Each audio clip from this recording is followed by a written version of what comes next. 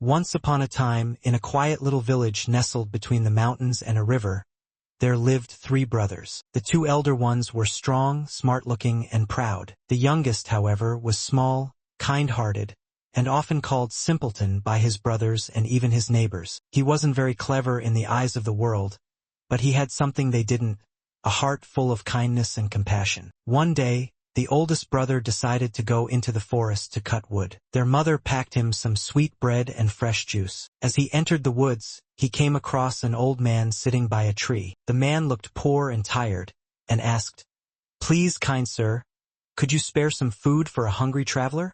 But the eldest brother turned up his nose and said, "Get lost, old beggar," and continued walking. He found a tree, swung his axe, but the blade flew off and struck his leg. He limped home in pain. Next, the second brother tried his luck. He too was given food by his mother and met the same old man in the forest. The man asked for a bite to eat, but the second brother replied rudely, "Why should I give you anything?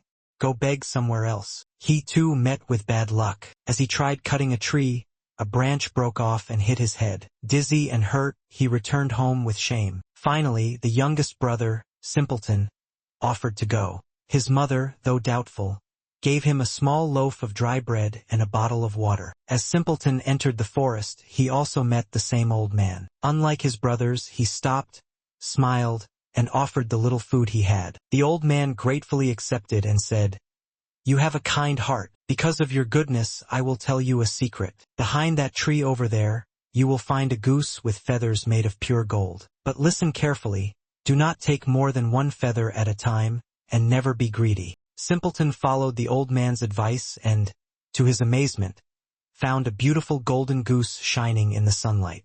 He gently took the goose and made his way to an inn in a nearby town. That night, he stayed there with the goose by his side. The innkeeper's daughter, curious about the golden feathers, waited for Simpleton to fall asleep and tried to pluck one. But the moment she touched the goose, she was magically stuck. Soon, the second daughter came to help, but as soon as she grabbed her sister, she too got stuck. Then the third daughter tried pulling both of them free, and ended up stuck herself.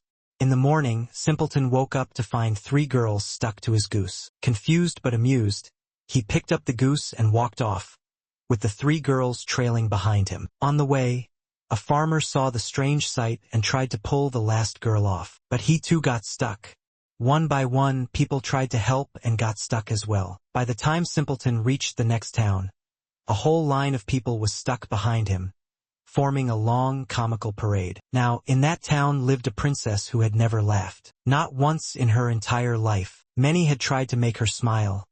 Jesters, magicians, dancers, but nothing worked. Her father, the king, had declared that whoever made her laugh would marry her. When the princess looked out of her window and saw Simpleton walking with a golden goose and a line of people clumsily stumbling behind him, she burst into laughter.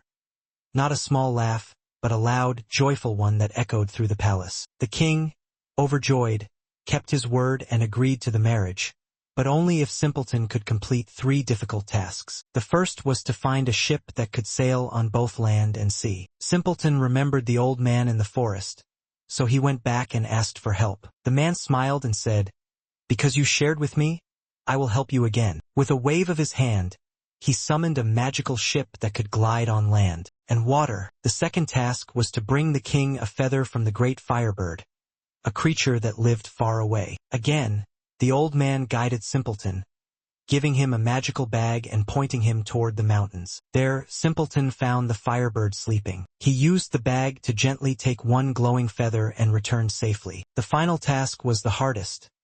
Bring back a bottle of water from the fountain of life. This water could only be collected at midnight under a full moon. With the old man's final help, Simpleton reached the fountain, filled the bottle, and made it back just in time. The king was amazed. Simpleton had completed all 3 tasks. True to his word, the king allowed Simpleton to marry the princess. The wedding was grand, and people from all over came to celebrate. The golden goose stood proudly beside them, and even the old man appeared in the crowd, smiling. Simpleton, once mocked and ignored, became the hero of the kingdom, not because he was the smartest or strongest, but because he was kind, humble, and true. He ruled with wisdom and love, and the people adored him. And as for the princess, well, she never stopped laughing again. And so, the story of the boy and the golden goose reminds us that kindness, even when unnoticed, always comes back in the most magical ways.